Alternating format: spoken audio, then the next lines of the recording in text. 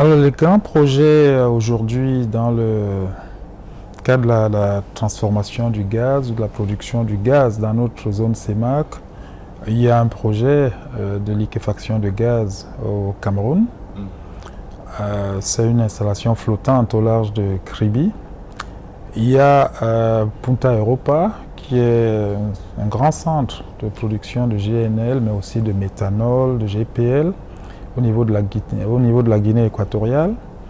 Il y a des projets pour la production de GPL, aussi bien au Gabon qu'au Congo, en République du Congo-Brazzaville, qui aujourd'hui sont les principaux projets en cours. En Guinée équatoriale, on peut rajouter un nouveau projet qui est un centre, un hub qu'ils veulent mettre en place pour le gaz qui sera transféré vers l'usine de liquéfaction de gaz à Punta Europa. Et ils ont également un projet en Guinée équatoriale. Ils veulent développer ce qu'ils ont appelé le GNL to Africa. En réalité, c'est un programme qui pourrait associer un certain nombre de pays intéressés à mettre en place des infrastructures de stockage pour pouvoir soit faire de la génération d'électricité à partir du GNL, soit alimenter les installations des industries. Donc voilà un peu le tour des projets qui ont été évoqués lors de ce panel.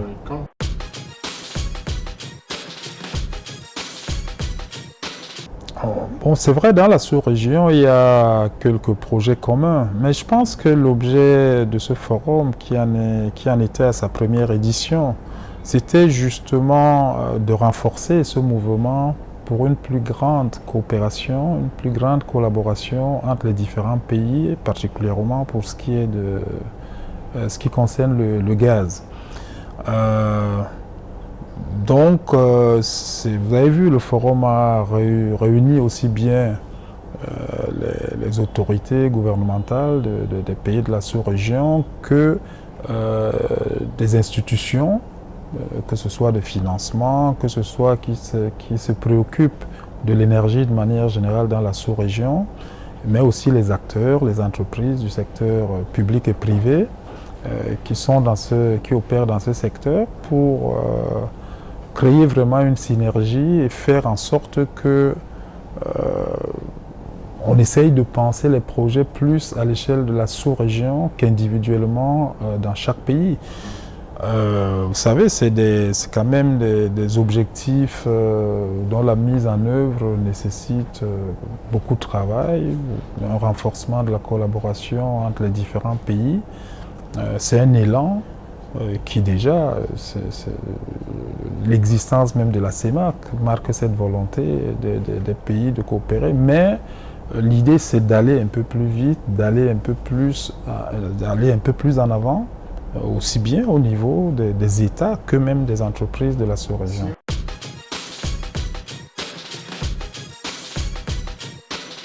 Disons que la zone CEMAC aujourd'hui, qui comme vous le dites, compte à peu près 55 millions d'habitants, pour ce qui est des hydrocarbures de manière générale, est une zone très prospère dans la production des hydrocarbures, puisque 5 pays sur les 6 qui la composent aujourd'hui sont producteurs de pétrole brut.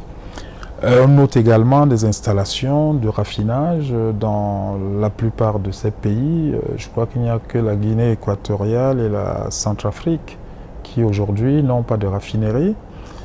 Mais dans le même temps,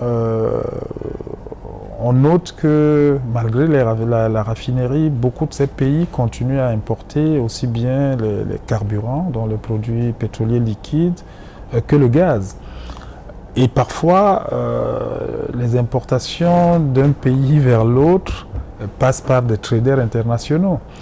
Donc je pense qu'il y a lieu de mobiliser un peu plus les acteurs pour non seulement s'assurer, parce que la production pour les produits pétroliers aujourd'hui, les raffineries qui sont installés ne peuvent pas couvrir l'ensemble des besoins du marché, surtout depuis l'incident au niveau de la Sonara.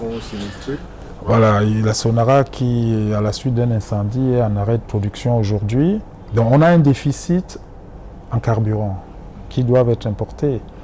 Par contre, aujourd'hui, la production de GPL, dans le gaz domestique, devrait suffire, celle qui vient des unités de liquéfaction, une production directe en asséchant le gaz, aussi une petite production qui vient des raffineries. Tout cela devrait suffire à couvrir la consommation actuelle